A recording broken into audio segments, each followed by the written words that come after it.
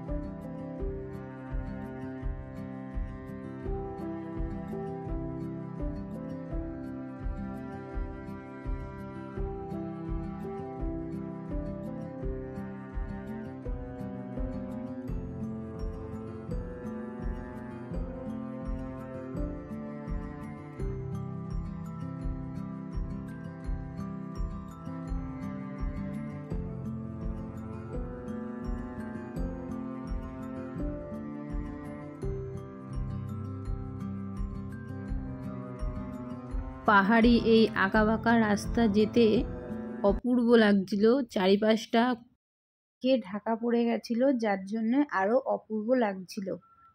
তো ভিডিওটা কেমন লাগছে সবাই জানিও, লাইক কমেন্ট শেয়ার করতে ভুলো না, সবাই পাশে থেকো।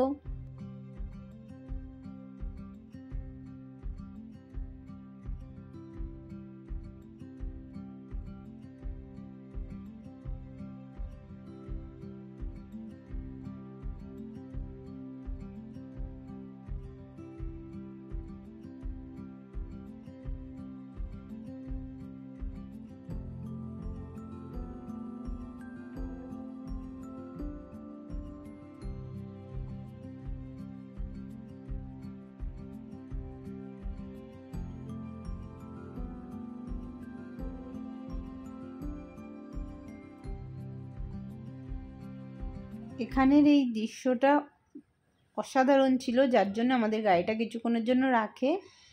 সবাই গাড়ি থেকে নেমে ছবি তুলতে ব্যস্ত হয়ে গেছিল। ফোনে জানি না কতটা ভালো দেখাচ্ছে, সামনাসামনি আরও অসাধারণ লাগছিল দেখতে।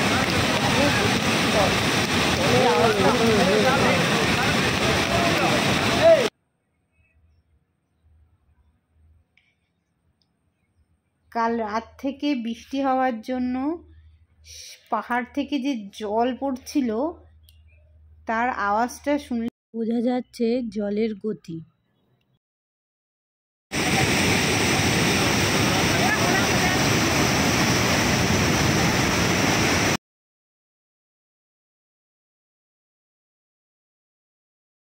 তো এবার আমরা চলে এসেছি চিকলিহলি ড্যামে।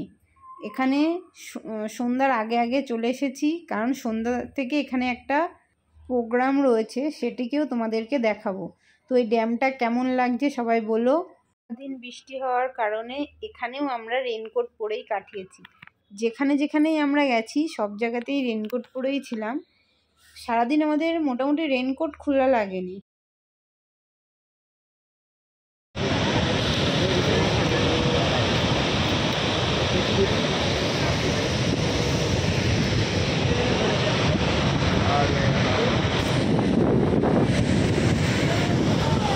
এখানে আমরা একটু ফটোশ্যুট করে নিলাম। এবার আমরা প্রোগ্রামটা দেখতে যাব।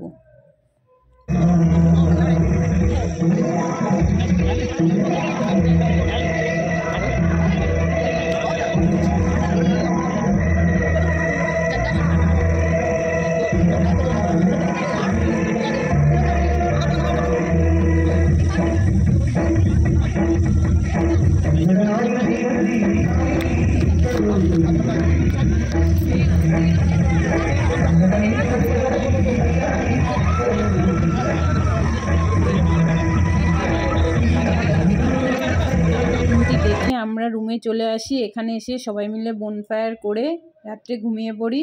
পরের দিন সকালবেলা আবার চলে যাই।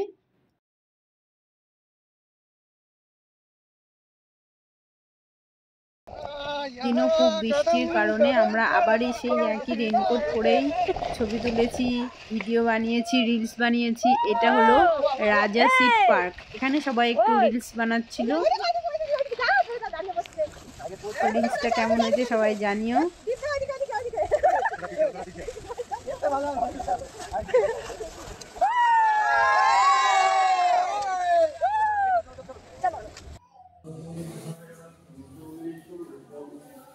তারপরে আমরা চলে আসি এই জৈন মন্দিরটা।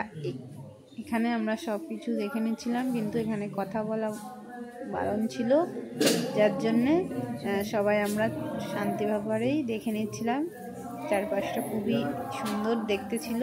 নানান ঠাকুর ছিল, তার সঙ্গে বুদ্ধদেবের মূর্তিই বেশি ছিল।